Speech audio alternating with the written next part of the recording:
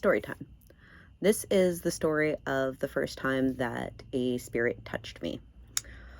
So, I was 19 and I was in Louisiana for my birthday, and we did a haunted tour. My friend took me on a haunted tour.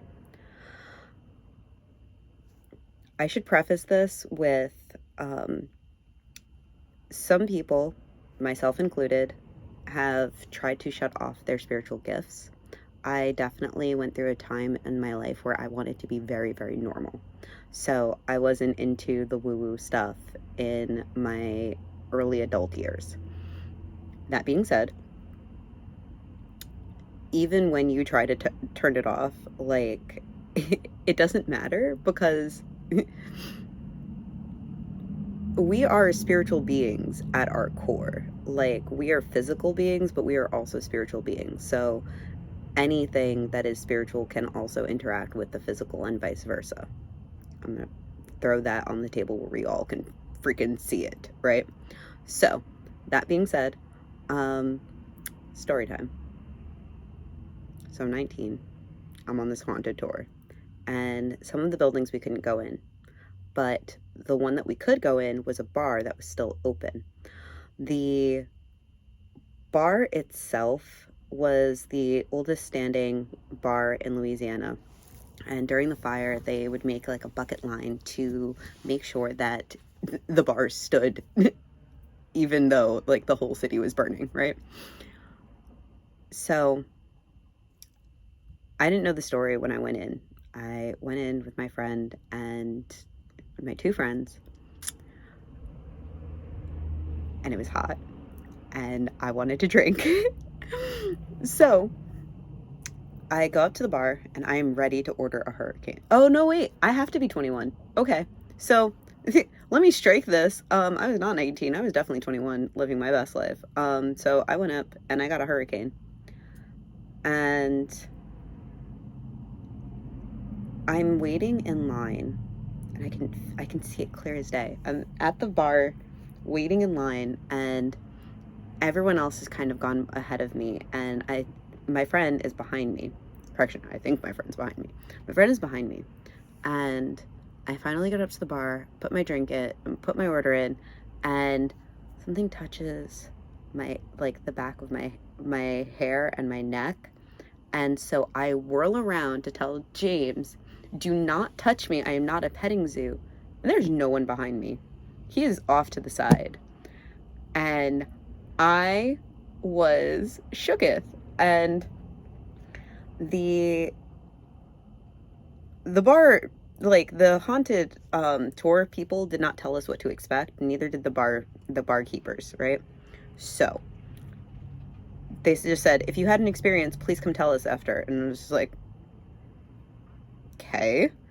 So we go up and we have our drinks. We're sitting in the back, and there is a trash can and a door that's propped open to let a breeze through. No one has walked through the door in 5 minutes, and then the door just suddenly slams closed. I was not going to investigate it. I'm going to tell you right now, like, I was not going to investigate it. But James did. And he lifts the trash can, and I watch him do it, and it looks like he has to put a little effort into it. So I was extra interested in the fact that this door just slammed when there was no one that had gone through, and no way that can could have moved itself unless somebody had lifted it and pushed it, right?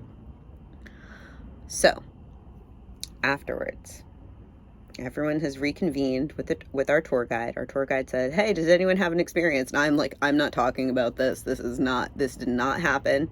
It did not happen. I feel like if I keep saying that it did not happen, that it didn't happen, right? Except he tells the story. And the thing about me is that I have always been someone who draws in other people who are very maternal. And at this time, I didn't have a great relationship with my mom. Coming out is like that sometimes. But he tells a story. And it's about a woman who, she lost her children, one to a duel, one to sickness. So now anyone that comes through, she wants to touch them, she wants to comfort them, she thinks of them as her children.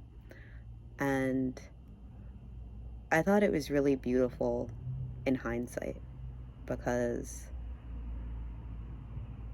it's just the way my energy interacts with other energies, right? And that is probably one of my favorite stories to tell. And I hope that you enjoyed it. And if you have a similar experience, I would love to hear it.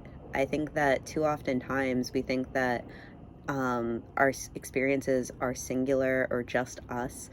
And a lot of times people who read tarot and do divination professionally, we don't spend enough time sharing our experiences so that other people get to hear them and get to feel validated of, oh, that happened to you?